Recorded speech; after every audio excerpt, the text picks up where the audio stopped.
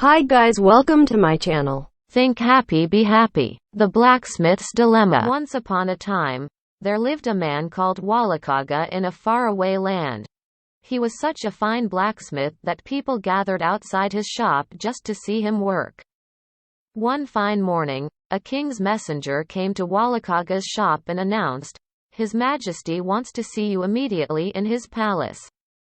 A delighted Wallakaga quickly put on his best clothes to meet the king. On his way to the palace, Wallakaga met his friends. He was overjoyed and told everyone, "The king has sent for me. He wants me to carry out a task." When Wallakaga reached the palace, he was ushered into an inner courtyard. There, the king sat waiting for him. Wallakaga bowed to the king and paid his respects. "The most skilled blacksmith in my country is here. I have a special task for you," said the king and clapped twice. A few servants entered the room carrying iron pieces, and stood near the king. Then, the king said, "Wallakaga, take this metal home and change it into a man. A man, who can walk and talk."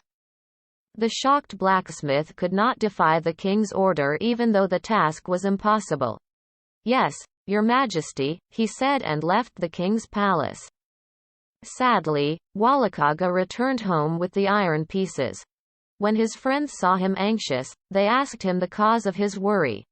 Then, Wallakaga told them about the king's task. His friends too fell silent when they heard about the impossible task.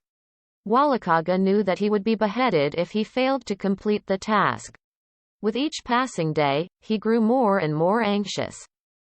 However, his friends were ready with their suggestions. "Wallakaga, make a man's shell and persuade someone to get inside it," one suggested. "Run away from the kingdom," advised another. But these suggestions didn't help Wallakaga. He was sure that his days were numbered. One day, Wallakaga was aimlessly walking in the nearby woods when he heard someone singing. Wallakaga searched and found his boyhood friend, who had gone mad, singing. "Hello, Wallakaga," said his friend. "It is so kind of you to visit me. Come and share my food."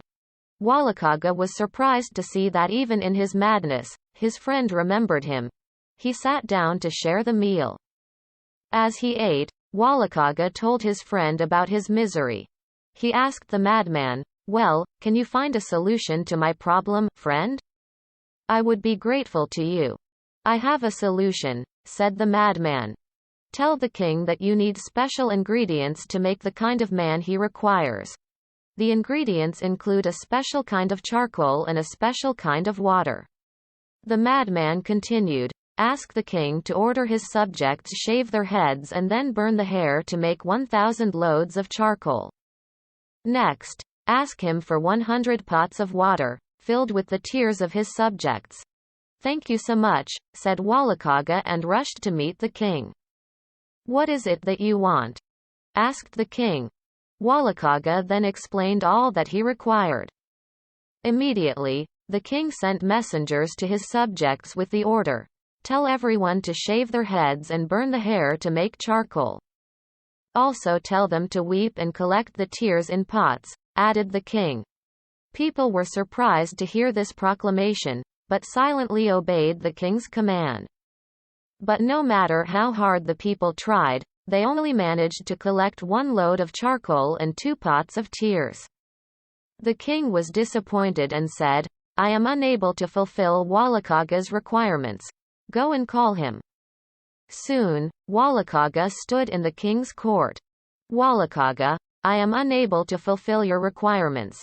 Therefore, I relieve you of your task," the king said. "I am grateful to you, Your Majesty," said Wallakaga and left the king's court, silently thanking his friend.